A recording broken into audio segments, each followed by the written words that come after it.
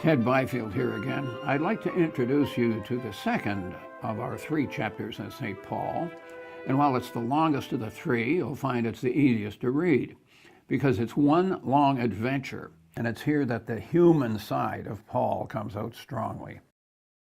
Over a period of about 15 years, he leads a chaotic but ultimately triumphant Christian mission that begins in his hometown of Tarsus and describes an enormous arc across Asia Minor, over into Europe, down through Greece and back to Asia Minor.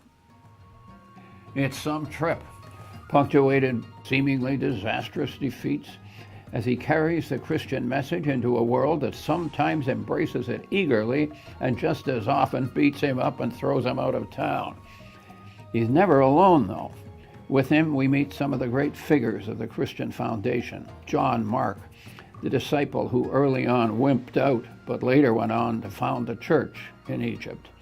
The redoubtable Timothy, the shrewd and loyal Silas, and the mysterious Apollos of Alexandria, his most trusted lieutenant, about whom almost nothing is known, though Martin Luther speculated that he was the author of the majestic epistle to the Hebrews.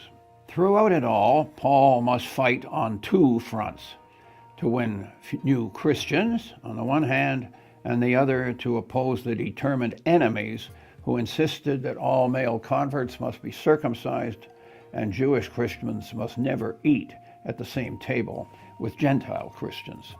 Then too, there are bitter disappointments. How he had longed for a chance to preach to intellectual Athens, only to be jeered down as a fool. In dejection, he heads next to Corinth, sexual cesspool of the world, whose deity was the goddess of sex, where thousands of prostitutes were on the public payroll. If snooty Athens rejected him, what chance would his message have in that hellhole of Corinth?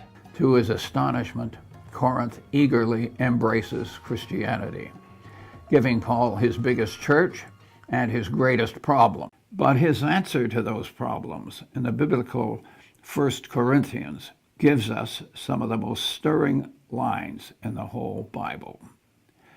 One last irony: because he tried to impose the old Jewish dictum that women should remain silent in church, Paul is often denounced as anti-feminine. But what he said and what he actually did are very much at odds. In one church after another, he gave women the biggest burdens of responsibility. Does that seem familiar?